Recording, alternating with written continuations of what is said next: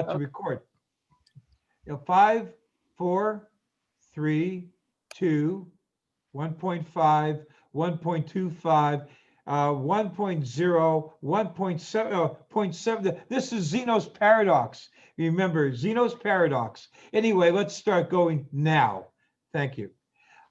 Good afternoon, good evening, depending on where you are. Uh, Welcome to Rotary District 5010's seventh um, forum in our 2020 Community and Economy Grassroots Development Process. I'm Joe Cash. I'm the district governor this year. I'm very pleased that everybody here has attended.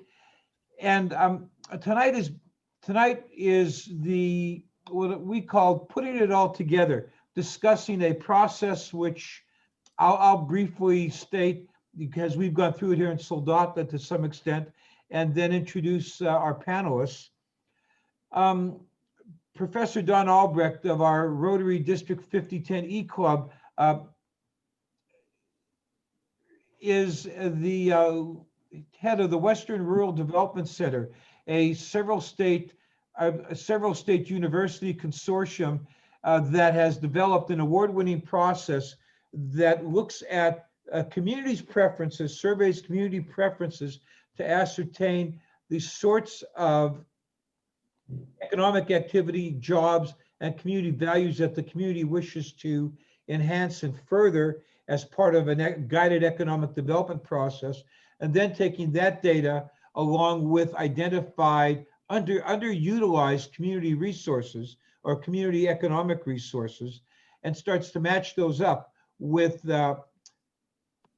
various industries from their extensive database that would have the most potential to go and both match the community's desires as to the sort of economic and community development that's wanted, along with underutilized economic resources, and suggest, basically narrow down and suggest lines of inquiry and development where a community can go and further utilize the data that's provided. Again, coming from an extensive set of databases and research already done. So basically, what the Professor Albrecht's ASAP process does is it surveys the community, ascertains community preferences for the kind of social and economic development that the community would like to see, identifies underutilized economic assets, and then recommends targeted areas that the community can further explore in terms of possible new industries or targeted economic development. Of course, at that point, it's up to the community to further it. Professor Albrecht, would that be a fair, quick summary of what we're talking about? Thank you, Joe. Yep. Now, to introduce Don Albrecht, Don, as I mentioned, is a District 5010 E-Club member, professor at Utah State University, previously 29 years, I believe, at Texas A&M, teaching rural economic development, and now heads the Western Rural Development Center, which is one of four funded by the United States Department of Agriculture to help smaller areas, which could include neighborhoods of areas or smaller communities, to go and find their optimum forward path to diversify our economy. A lot of what we're talking about, this does not go and replace traditional governmental economic development efforts. It doesn't supplant private industry. What we try to do is help the community start taking charge of its own destiny and guide it in the way that the community is interested in developing, as well as diversifying into new areas, identifying areas that could be further developed, and generally becoming more cognizant and effective in our 21st century economy, on the theory, of course, that if we don't do it, the world will do it to us, and we might as well take charge of our own economic destiny to the extent that we can. In part, what of course we see in a place like Alaska is we're heavily dependent upon one or two natural resource extractions, and this is my own sense now, but in a sense, being dependent upon, let's say, the petroleum industry for 85% of our state economy, to my way of thinking, makes us essentially a colony or an economic colony. It's a first world society with a third world economy in the sense that What's that, Martha? it's dependent upon global commodity prices. The lands are owned by somebody else. The decisions are made in government offices or boardrooms thousands of miles away. And my own impetus for much of this has been for us to do what we can to not only diversify our economy and join, make sure that we are in the 21st century economy so that our kids have good jobs, but also to take as much charge of our own economic and community future as we can. And that's what we're trying to do here.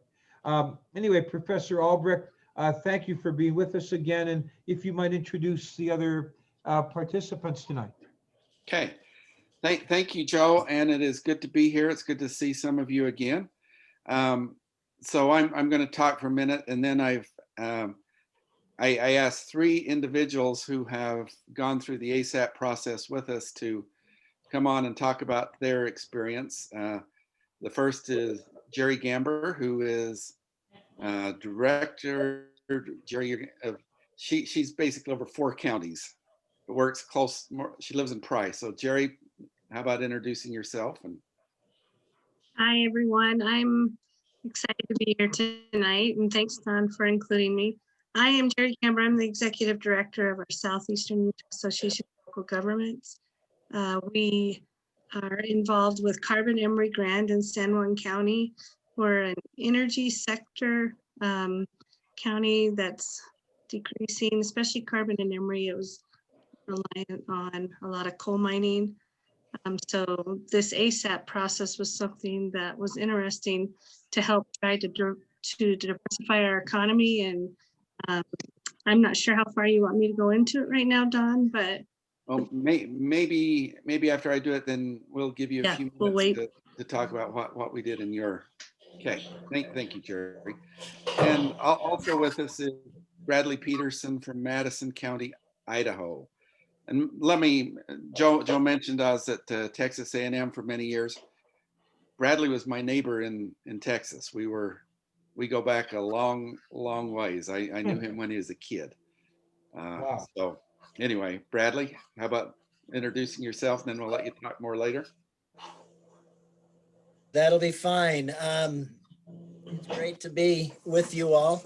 I'm jealous. I will say this for what you wonderful people, if you're those in Alaska, you came this close to getting my son to go up there for his residency to be a doctor. He did a rotation up there and fell in love with it. And he was there in January and February. So I said, if you can love it then, you can love it anytime. And so who knows, you still might get my son up there one of these days. And if that happens, then you'd see me. But we represent a county that we have in Idaho where truth is we're dominated by half of our population is tied to students coming in with the university here.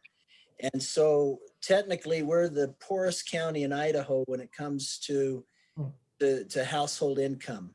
And we've done a poor job of planning and preparing. We show that out of the graduates every year from the university here, there's anywhere between 7 to 15% really would like to stay and build their homes, build their businesses here, work here, but we just haven't had the infrastructure in place. We were missing the tools. And so it's actually, give credit to ASAP. They came in and gave us the direction, the ideas of who would be compatible with us. And then it came down to us to look at, okay, what steps do we need to take to make that infrastructure work that would be inviting for them to want to be here and to be part of our community. And so we're trying to grow. And so anyways, I think that's enough. I don't know if there's anything else you want. But well, let's talk more in a minute, Bradley. All right. And I had a third person lined up. It was Brent Boswell of Juab County in Utah. Brent texted me today and said him and all of his family have tested positive with COVID. So Brent won't be here, and I wish the best for him. I kind of worried about him and his family right now, but so let me proceed by taking a few minutes and talk about the ASAP process, and then I'll ask Jerry and Bradley to each talk for a few minutes about how this worked in their communities. That is the air situation in North Pole. Okay. The natural gas. Oh, yeah. That's the only Can everybody answer. see the slides? Okay, so like Joe said, I am the director of the Western Rural Development Center, located in Utah, but I have a responsibility for 13 states, including Alaska and Idaho and Utah, where our representatives are today. When I got this job in 2008, we saw the need for some kind of strategic planning process to help communities. You know, it's a really very rapidly changing world that we're living in.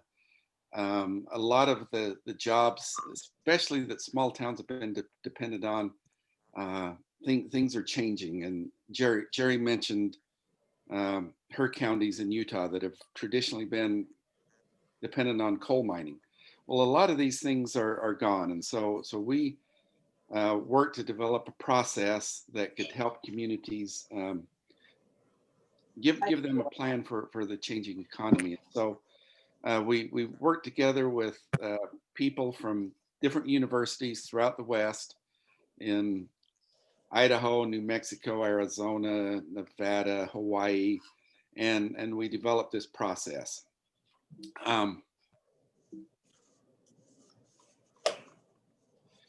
So this ASAP process has been implemented in over 50 counties now. This is a map showing that where we have done this. You notice that Kenai Peninsula Borough in Alaska, we worked with Joe and his Rotary Club in Kenai Peninsula. We've done pretty much all of the counties of southern part of Utah. We just finished, well, we're still working on a project in New Mexico where we're working with 8 counties there. And you know, here's a list of the places where we've done this project.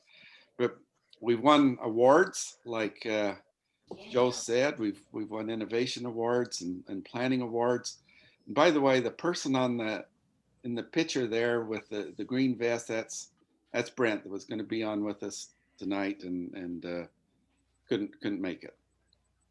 Okay, so let me briefly tell you about how ASAP works.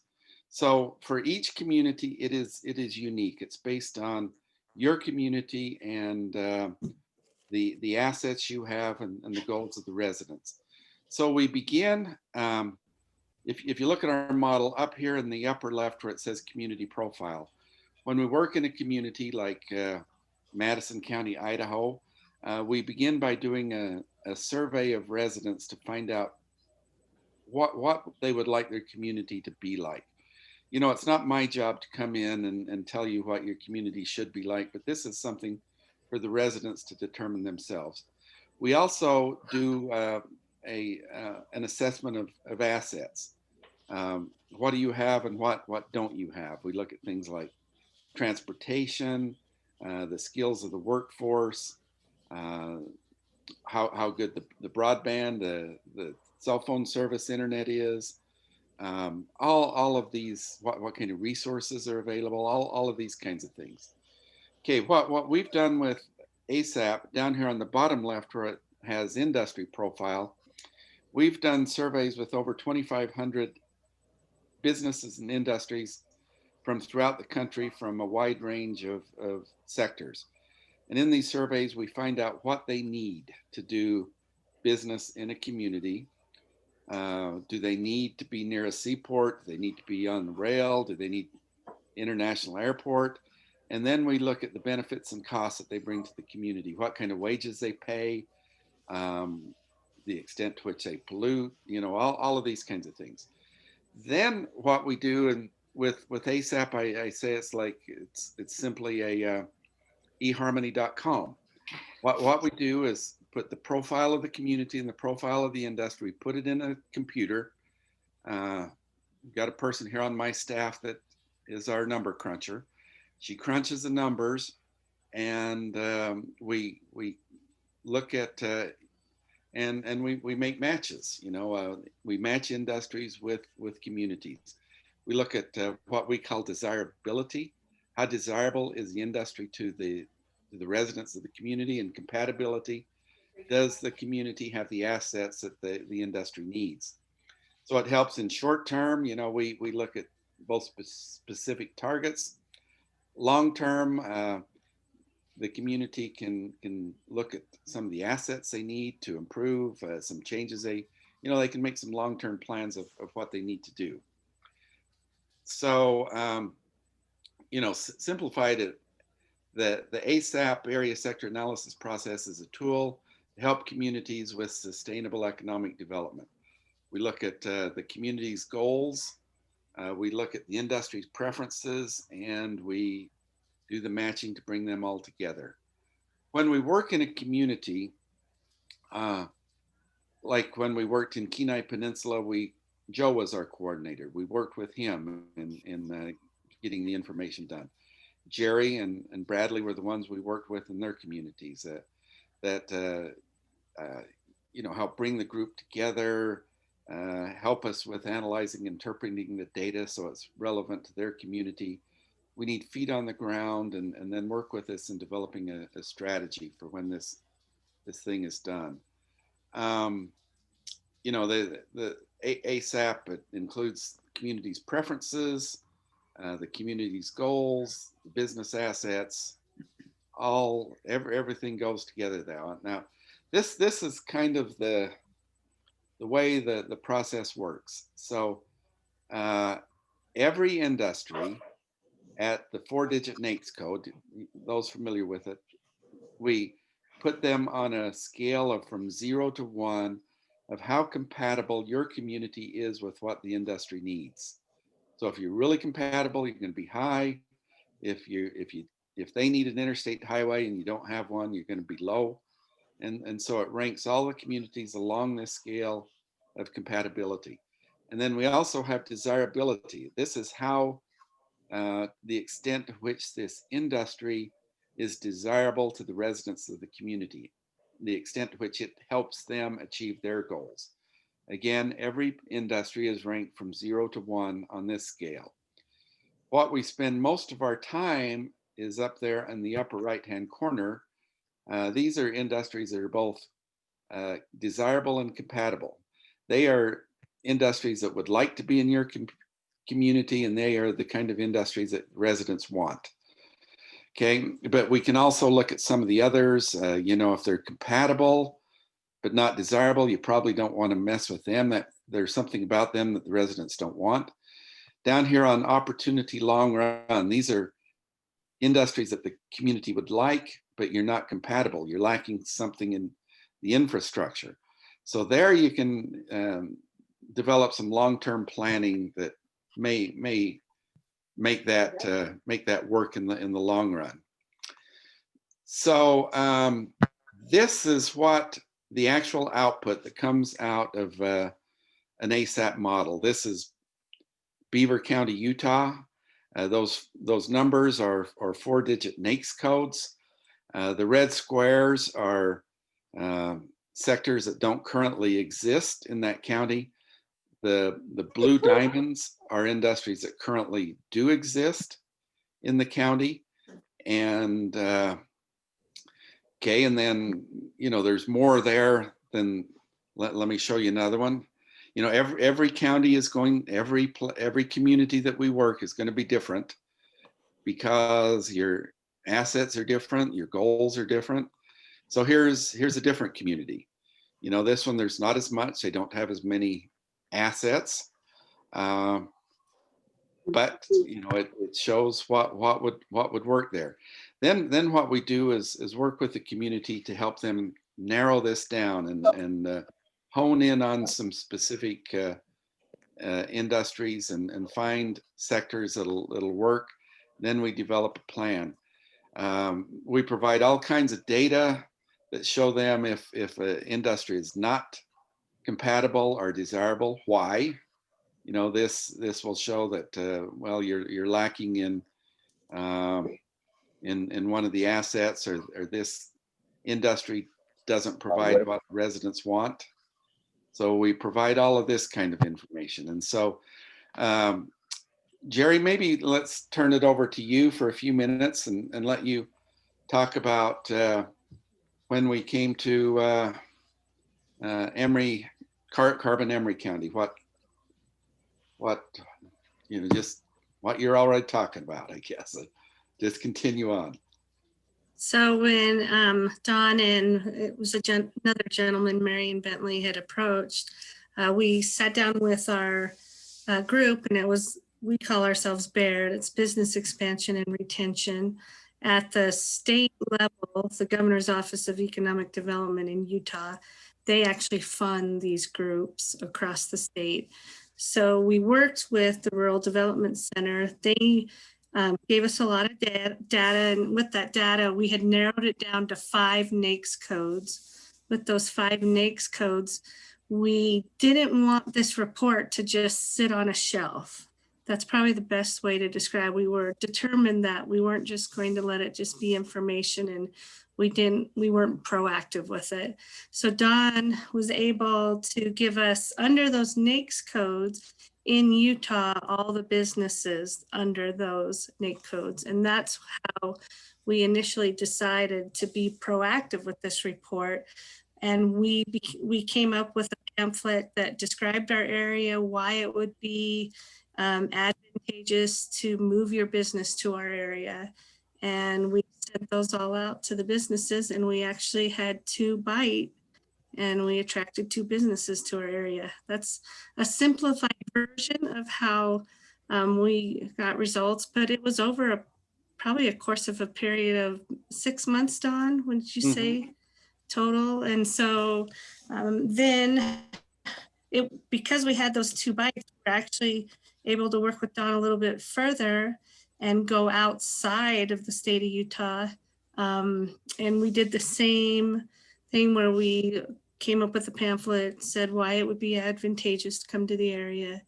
And we haven't had any bites, but the wonderful pandemic hit. So we're not sure if that's the problem, why we have no bites, but that's how we utilize this information to have a success. So Don, I don't know if you want me to expand on anything else, but that's the condensed version. Thank you, Jerry. Bradley, how about you?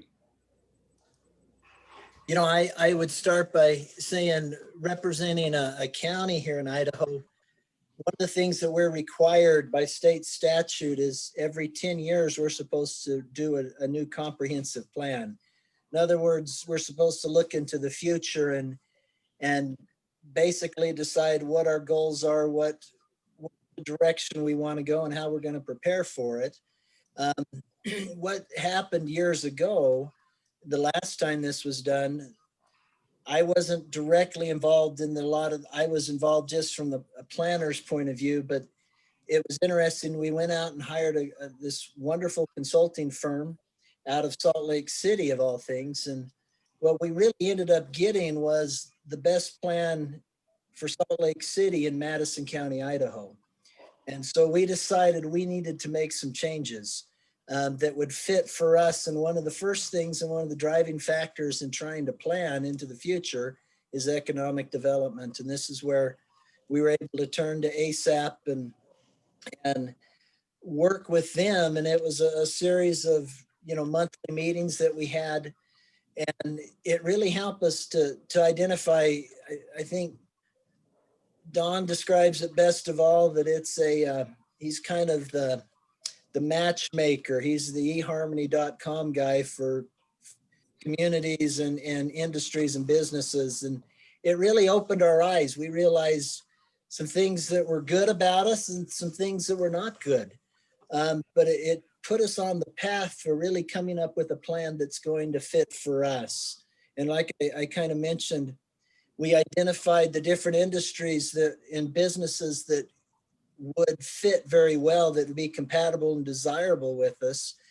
But the first thing we realized was the focus isn't one set business. We wanted to focus on what can we do to reinforce the infrastructure that we have, or even better yet, there's an industry that we'd really like to go after that we didn't have some of the infrastructure in. And so we focused our planning on making sure that we have that proper infrastructure, from power to gas, rail lines, things like that, that would make it more appealing for those businesses to come in, and yet still fit the nature of our community that we have. And it's been a fascinating process. I'll give one example. We felt strongly we needed to have more technical programs here at Technical College. And thanks to Don's effort, we've actually been negotiating now with a technical college and looking at bringing a campus here.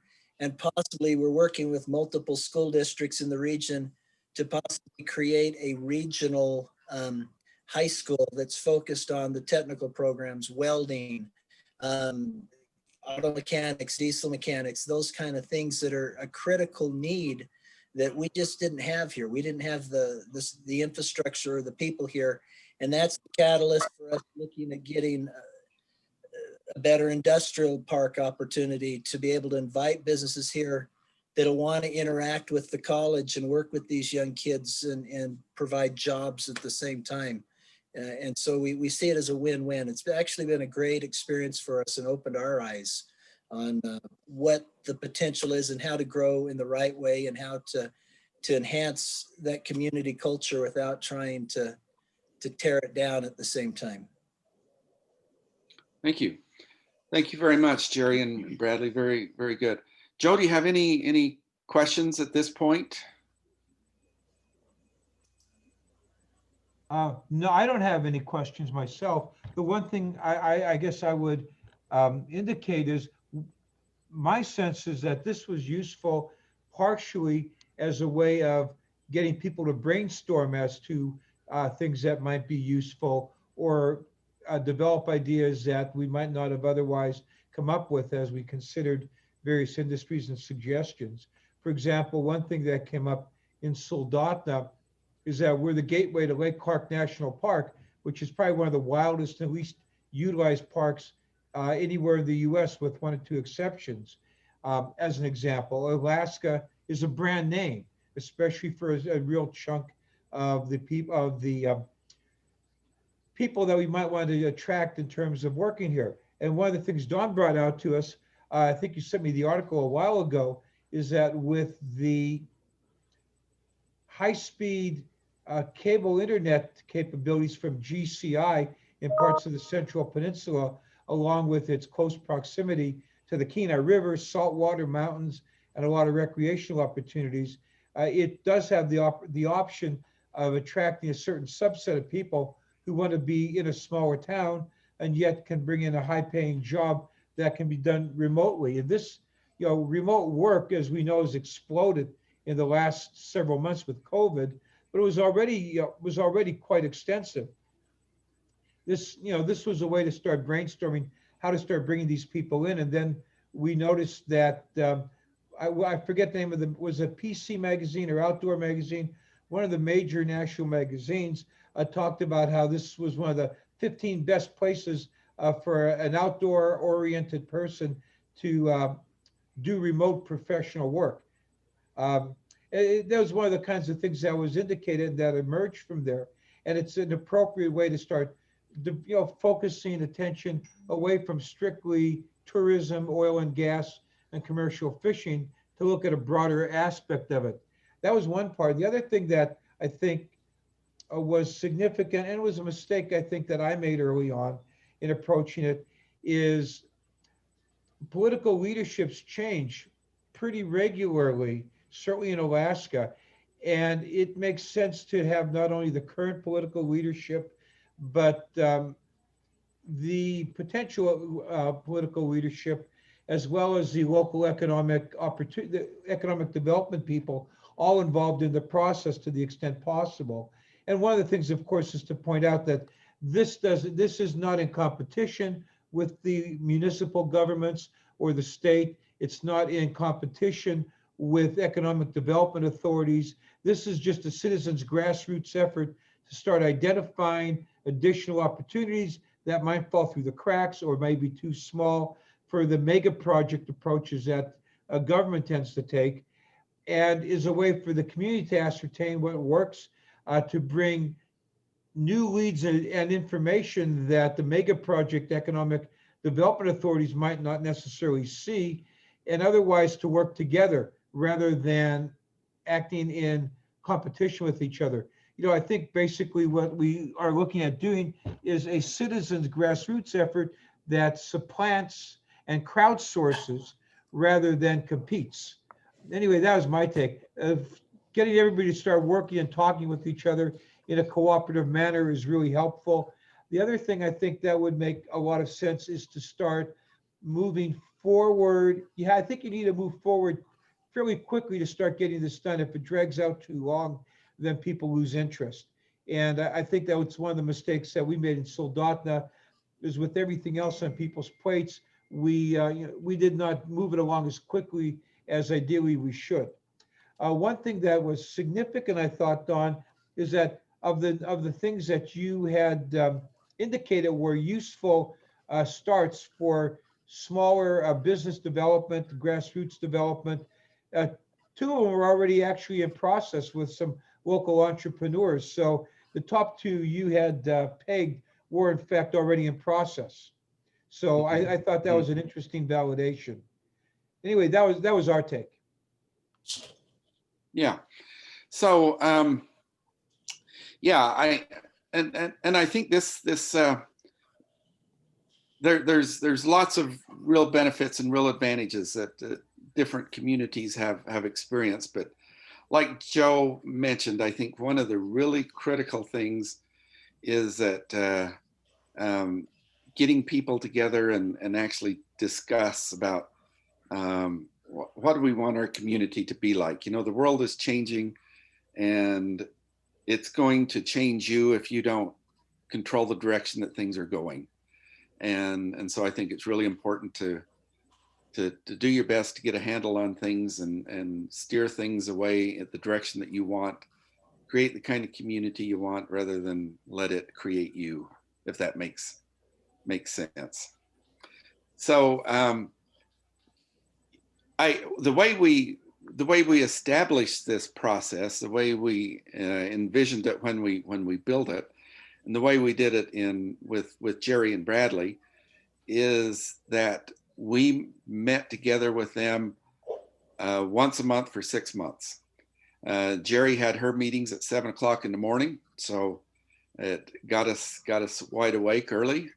But you know, what we found is we have learned to be flexible, because things don't always.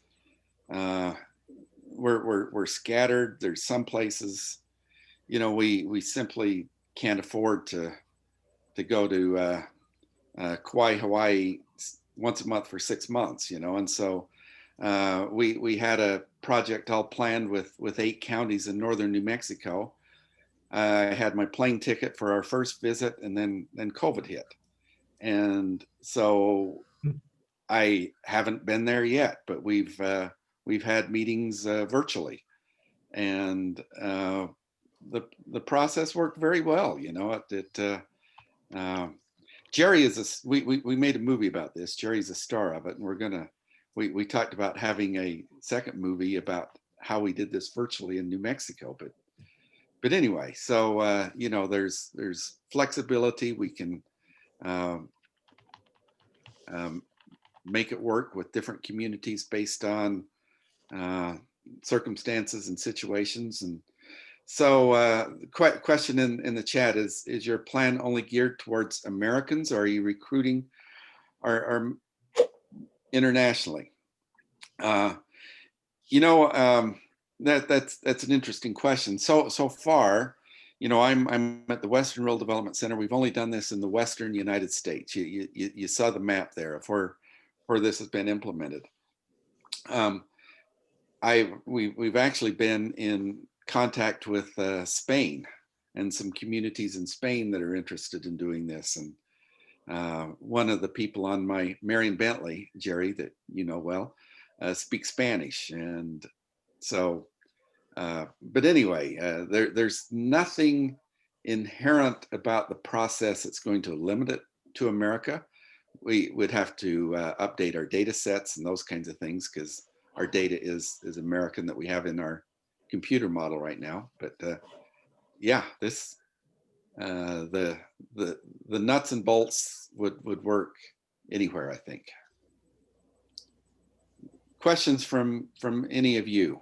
Yeah, Don, we're talking about utilizing it as an adjunct to that possible district-wide international project in Kenya, down in the Serengeti area, actually. Yeah. So I think the process is very broad and universal. I understood Catherine's question to indicate, are we recruiting and matching? I suspect that since we're working with direct neighborhood, with people with locations that are in America, since this is mostly a federally funded program, we're working with locations in America, largely, or neighborhoods within locations. I would expect that those areas that are doing the plan would welcome anybody coming in with themselves, their skills, their money, their businesses, their expertise. Absolutely. Sure. Yeah. I know we would down here.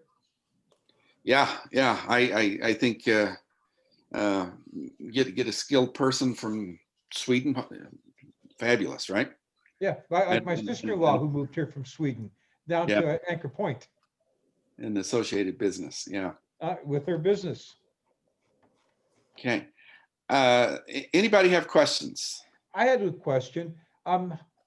In some of the areas, for example, Fairbanks is a moderately large city. Anchorage is a large urban area. How would one tend to focus in like a definable subset, say East Anchorage or South Anchorage as examples? Or are those urban areas so big as to basically drown a large neighborhoods approach or attempt, as an example? Good question. So the most of the places that we've done this so far, we've worked at the county level, but that certainly isn't necessary. There's for example, give you a couple examples. We worked in Colorado, and we worked with individual communities, Silt and Parachute. In Arizona, within Cochise County is huge in Arizona, and we worked in two individual communities separately.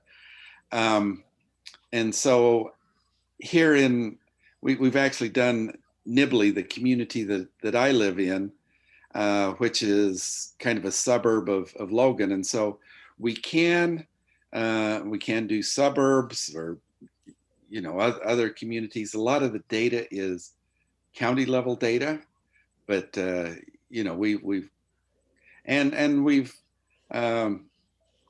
we've done multi-county things. So Jerry's, the two counties of Carbon and Emery went together as partners.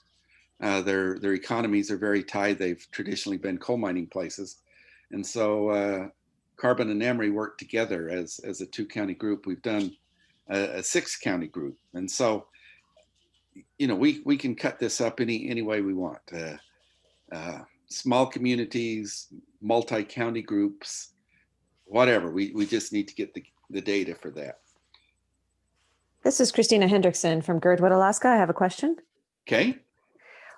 The Alaska Community Survey data isn't always the most up-to-date information. And based on what updates are being made to our census, when do you expect to be able to utilize more data in your model to better hone in some of the smaller bedroom communities or suburban communities as what we have identified outside of our larger city centers here in Alaska? Okay, so with ASAP, First of all, the kind of the data that's the basics of it is we use Implan, and it's based on Bureau of Economic Affairs data, and we update that every time it comes out, and so a lot of it comes out every 5 years. But a lot of the information is unique to the community at the time we do it. So, for example, when we went to Bradley's up in Madison County, Idaho, Bradley helped us collect the assets as they exist right now today in Madison County, and then we did a survey of residents that is unique to ASAP survey. You know, we do our own because we ask the same questions we've been asking businesses, and so to do the match, we have to do it that way. And so those data is unique for each community, and they're collected as we do the process. Did I answer your question, Christina? Yes, you did. Thank you very much for letting me know how you update and then cross-validate. That's very important for Alaska, since we have many residents within our community that don't always answer information as accurately as necessary. A lot of people come up to Alaska to enjoy, but also to hide. Yes, yes. And you know, that's a constant. When we do the goals survey in the community, our goal is to get as broad a range of people as we can to, and you know, there's lots of people in every community that aren't interested in filling out surveys, and so we just do the best we can. I'm sure Jerry and Bradley could both talk about the struggles of getting enough people to do that, and but you know, we do the best we can, and then we always cross-check it with census and other data. And one of the way we look at it is a lot of times there's, you know, a handful of people that are making the decisions, and they're going to take the information and run with it. And so we just want as much input as we can, but let's make sure we know what the movers and shakers in the community want. If that makes sense. Yes. And just one quick follow-up question. I don't mean to hog the time. How do you account for seasonality of the data? For instance, we have a lot of our industries in our state are based on seasonal activities, whether it be fishing or tourism or the like. Are you able to account for any of those fluctuations, either anecdotally or on a data point? Yeah. So you know, both the industry data and the other data, we're aware of the data that goes into the model is very well aware of the seasonality. If some jobs are how much they pay, and are they seasonal, do they disappear in the winter, that kind of thing. So let me give in one of Jerry's counties, and we talked about this before, is Moab. And when we worked in Grand County, Moab, one of their big concerns is that there's a lot of low pay seasonal jobs that come with tourism.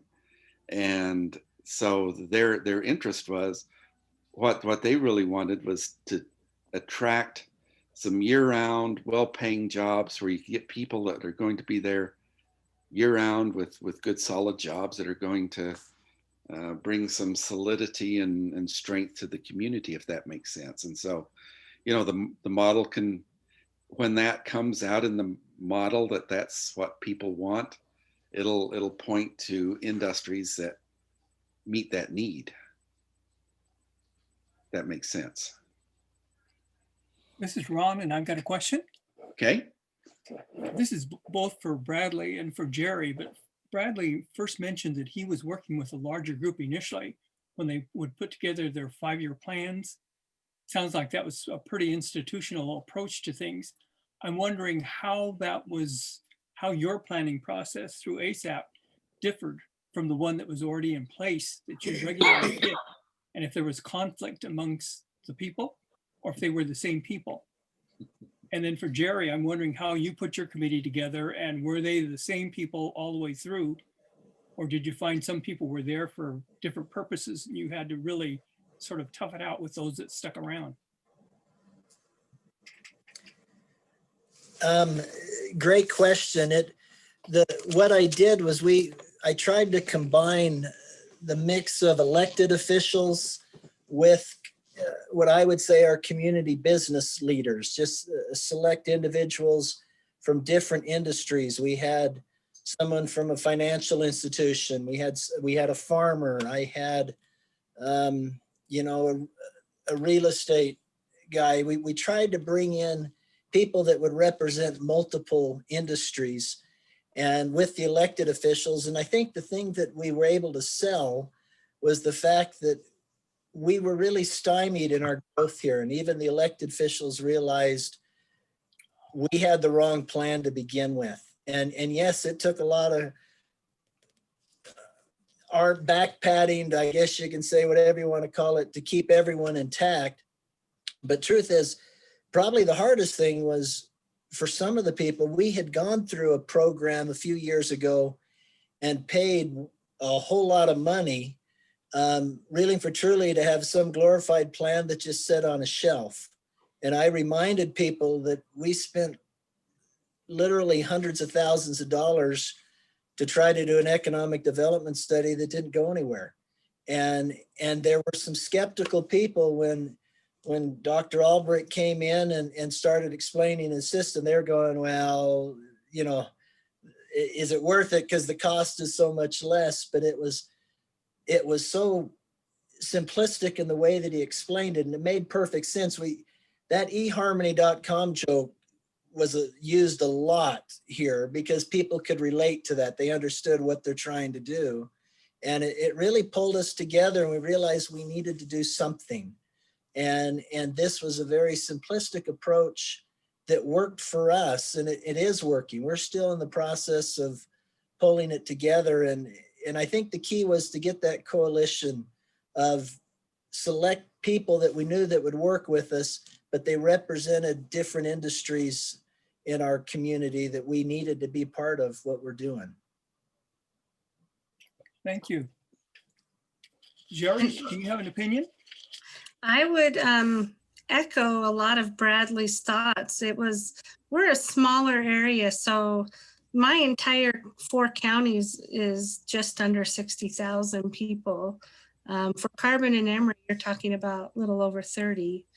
And but for our BEAR group, our business expansion and retention, what's dynamic about having a lot of public representation? So you're talking commissioners and mayors, and we have our economic development team and our directors on that same committee.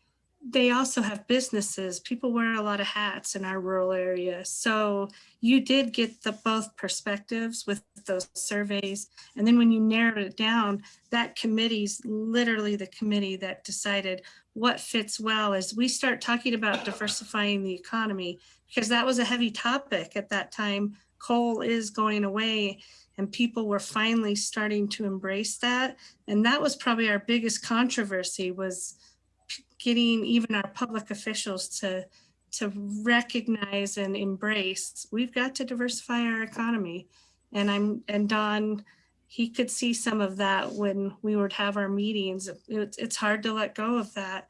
So that was probably, you have that representation, but the biggest dynamic is it was helping people embrace the diversification that we needed to embrace. I hope that answers your question.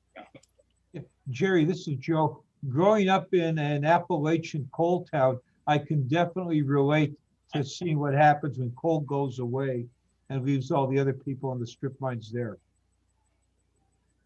Yeah. And it wasn't pretty. Yeah. And I think one of the critical things that's happened in a number of communities that we've worked in is, during the discussions, we show data on the direction that the economy is going, and just helping people understand that no matter how badly we want a coal-based economy to work like it did back in 1962, it's just not going to work that way anymore, you know. And so getting people to embrace that, like Bradley says, we got to do something, you know. And these are communities. Both of these guys took the bull by the horns, and there's always some difficult times. I think that people don't like change a lot of times.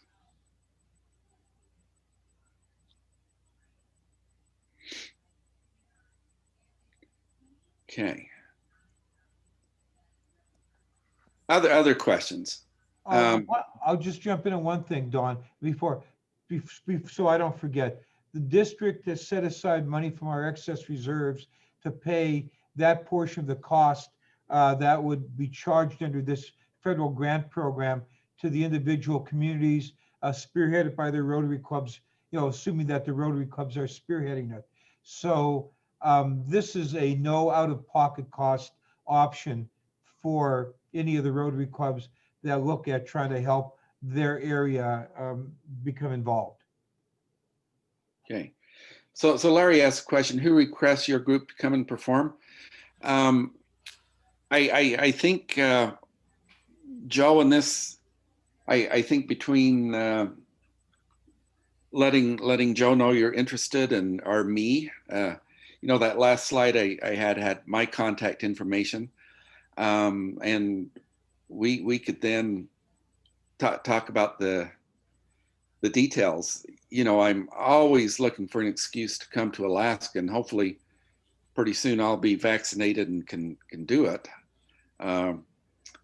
But as we proved in our New Mexico project, we're pretty efficient at doing this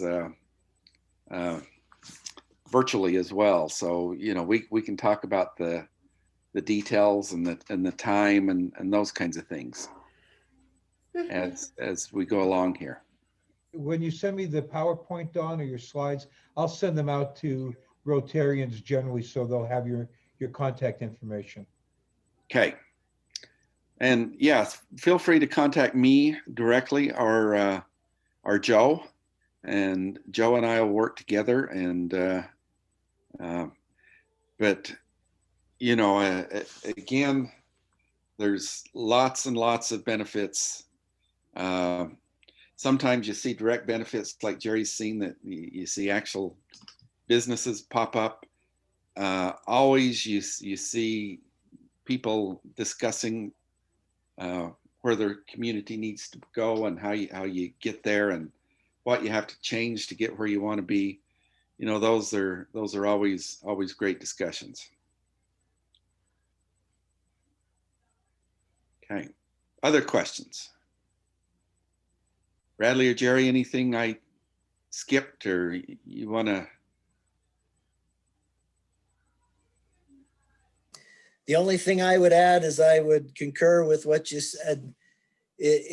I've learned the universal truth in my many jobs, especially when I was out doing some consulting and things. That is, everyone claims they want to change. Everyone claims they want to show improvement and do things. But when you sit down and you say, okay, here's what we need to do, then 90% of those are going, you know, we kind of like what we're doing, no, and drag their feet and never do it. And so I will agree, change is the one constant that we have in our world. And everyone claims to want to embrace it, but truth is, it's easier said than done. Most people are very happy with the status quo. And it's difficult to keep motivating people to realize you're either growing or dying, one of the two. So you've got to make changes. Yep, and in the world today, things are changing very, very quickly. And if you don't grow and change, you're going to get left behind, I'm afraid. And so, well, and I would add that for Dawn, that was the experience we had. Was we kept asking different questions, and Don would absolutely, he was incredibly flexible, not only to meet at 7 a.m. as he brought up, but any kind of question we would ask, or this is how we'd like to tweak it. He was incredibly flexible and he would figure it out for us. And that was what was so good about the process. It wasn't this rigid process. And I think that's why we were able to produce results, because it was so flexible.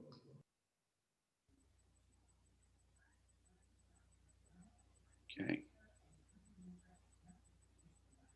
All right, so I will send the PowerPoint to Joe as soon as we're done, and he'll share it with all of you. It has my contact information there.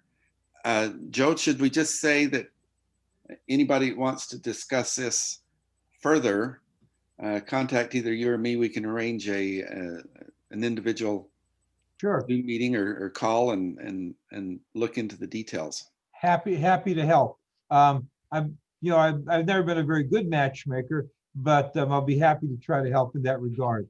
The one thing I would say is we are planning to have at least 1 or 2 preliminary sessions via Zoom in the in January, maybe into February, to just help kickstart it with the clubs.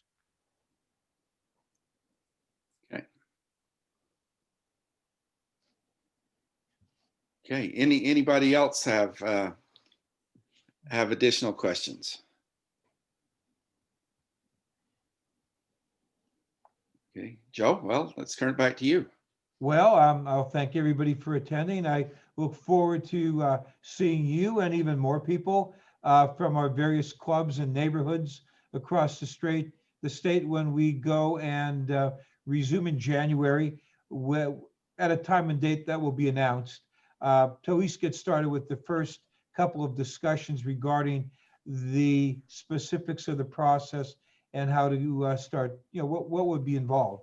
So we'll see you in January, and I would wish everybody a very happy, safe, and close Christmas time. Not to mention, I'll hope that we don't have any more landslides or icy roads either. So thank you all for attending. I know it's especially the people down in Utah and Idaho, where it's a few hours later than here. And it looks like Brad, it looks like you're still in your office. Dedication or, altruism. Thank you so much, everybody. So thanks a lot. Merry Christmas. And District 5010 will be back with you guys soon enough. We'll start back up in January with specific aspects of the ASAP process and what's involved. Good night. Good night, everybody. Thank you.